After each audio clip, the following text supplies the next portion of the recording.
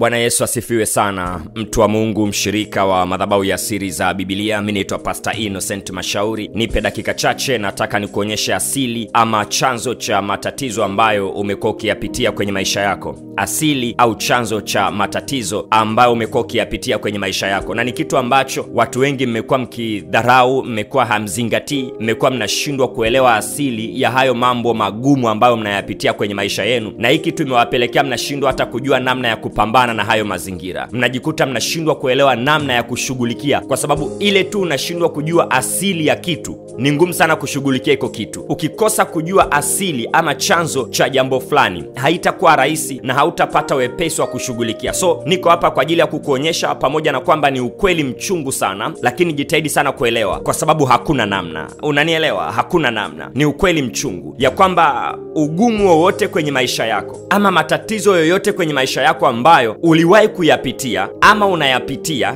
au utayapitia.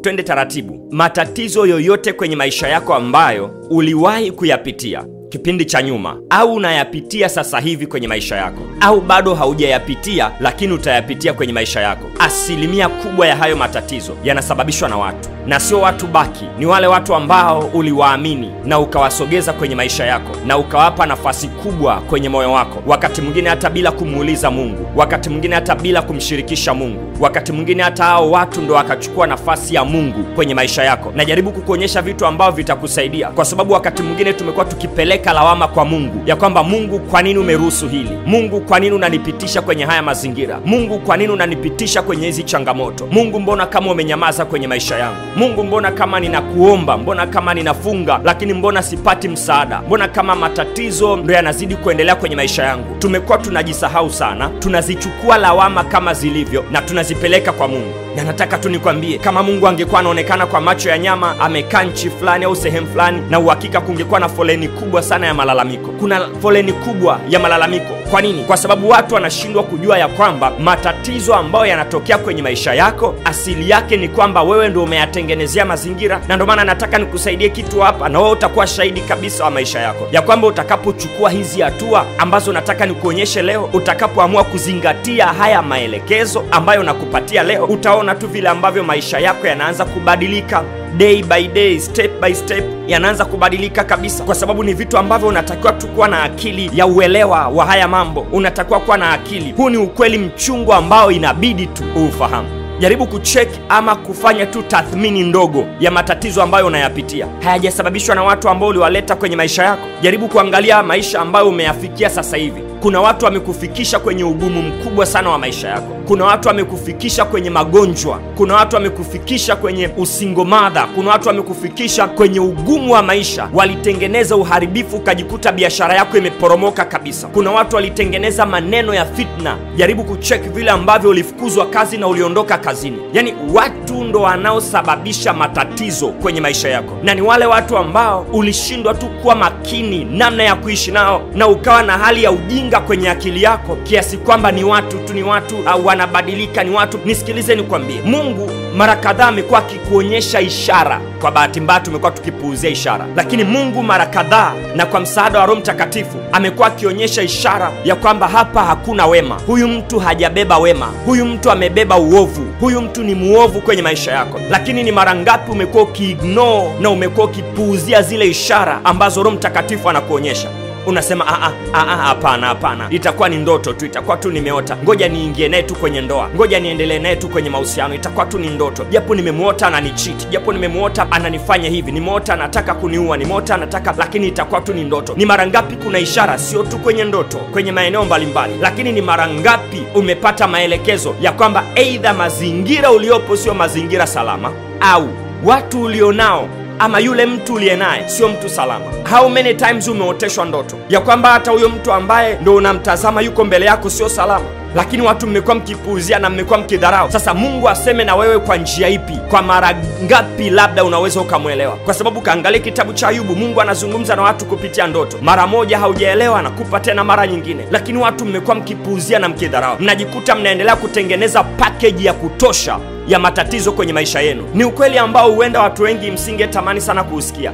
lakini no way, I have to say this. Lazima niseme ili niweze kuyasaidia maisha yako. Lazima kwa sababu watu ulionao, ishi nao kwa akili, ishi nao kwa mipaka. Sijasema uwadharau watu, uwatenge watu, uwapuuzie watu, ukae nao mbali. No, shirikiana nao ni sawa, lakini ishi nao kwa mipaka. Jua kabisa huyu ataishia sebleni, huyu ataishia getini, huyu ataishia barabarani, huyu ataishia wapi. Kwenye moyo wako, you have to protect your heart. Linda sana moyo wako kuliko vyote uvilindavyo. Kwa nini? Kwa sababu huko ndiko zitokako chemchem za uzima. Lakini watu mmekuwa mkifungua tu mioyo. Anakuja mtu umemfungulia moyo, anakuja anasema ni rafiki mpya, umemfungulia moyo, anakuja anasema ni mpenzi mpya, umemfungulia moyo. Kwenye mambo ya kibiashara kila mtu unamfungulia moyo. Watu wamejikuta wanaingia, wanachezea biashara, wanachezea kazi, wanachezea moyo wako wa mahusiano, wanachezea vitu vingi kwenye maisha yako. Shida zinapokuja kuanza kutokea, wale watu jaribu kuangalia wanakuwa wapi. Wanakuwa mbali na wewe, wanakuwa mbali na wewe. Kwa nataka tu nikusaidie na Mungu pia akusaidie ya kwamba sio kitu chepesi sana. Ni ukweli mchungu ya kwamba asilimia kubwa sana kwenye maisha yako, matatizo ambayo unayapitia yanasababishwa na wale watu ambao uliwaamini na ukawapa nafasi. Natamani baadaye tutakapokutana kwenye maombi nikupitishe kwenye baadhi ya maandiko,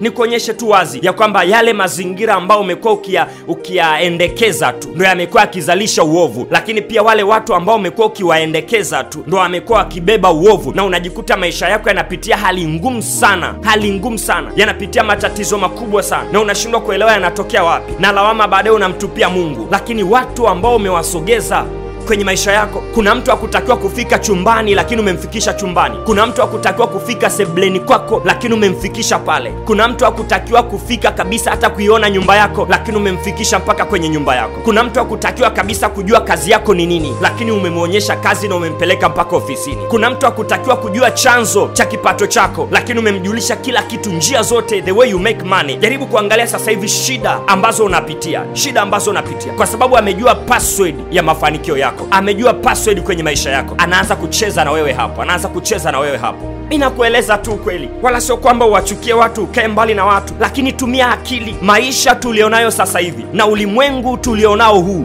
mazingira tulionayo, watu wabaya wapo, watu waliobeba uovu wapo, watu waliobeba mabaya kwa ajili ya maisha yako wapo. Siku hizi unaweza ukapata amani na ukapata faraja kabisa ukitembea porini na wanyama wale wakali, na hata wasikudhuru wakati mwingine, lakini ile tu na mtu ambaye haujajua moyo wake umebeba nini.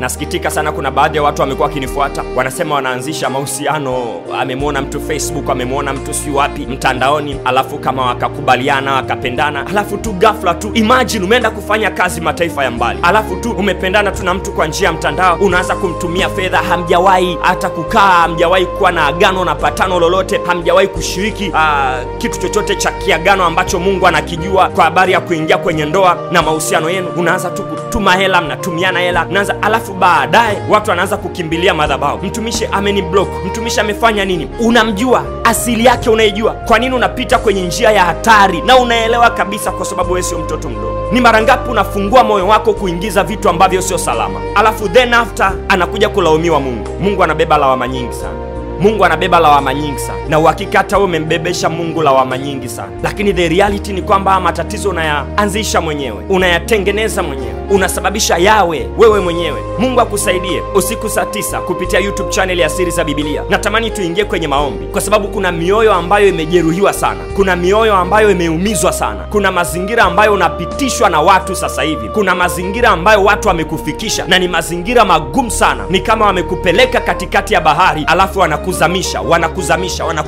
na hauoni msaada wowote. Hawa ni wanadamu. Lazima tujue namna ya kuomba na namna ya kutengeneza mipaka kwenye maisha yetu kwa msaada wa Roho Mtakatifu. Mungu akusaidie uweze kulielewa hili. Daudi hakumchukia Sauli, pamoja na kwamba Sauli alikuwa na uadui mkubwa sana kwa Daudi, lakini utajaribu kuangalia mara ngapi Daudi anampata Sauli amelala na alitakiwa kabisa kumuua, lakini hakumuua, hakumdhuru kwa jambo lolote lile. Mara ngapi? Lakini walikuwa na uadui mkubwa sana. Manake watu jua namna ya kuishi nao, jua namna ya kutengeneza mazingira ya kuwa na hawa watu. Mimi naitwa Pastor Innocent Mashauri. Haya ni maarifa ya kimungu kupitia madhabahu ya Siri za Biblia. Namba ya madhabahu ni 0758708804. Usikose usiku saa 9. Maombi na maombezi yanaendelea. Hakikisha tunawasiliana, hakikisha tunaendelea kufuatilia mafundisho, hakikisha tunaendelea kufuatilia maombi, kwa sababu msaada unapatikana. Msaada umepatikana. Anasema amelaaniwa mtu yule amtegemeaye mwanadamu, amfanyaye mwanadamu kwa kinga yake na moyoni mwake amemwacha Bwana. How many times umesogeza watu na wanachukua nafasi ya Mungu kwenye maisha yako? Ni mara ngapi ya kwamba tatizo lolote unalipata unapiga simu kwa rafiki, unapita kwenye issue fulani unapiga simu kwa rafiki, unadhani kwamba hao marafiki ndo wanaweza wakalibeba tatizo lako, na unavyowajulisha matatizo yako na wenyewe wana marafiki zao na wanawaeleza tena shida ambazo wao unapitia, wanajikuta wanakaa kwenye vikao wanafurahia changamoto unazopitia. Imagine ungemweleza Mungu. Mungu angemweleza nani? Mungu angeshughulikia jambo lako. Anasubiri useme. Tukutane usiku saa 9. Shalom kwa sasa.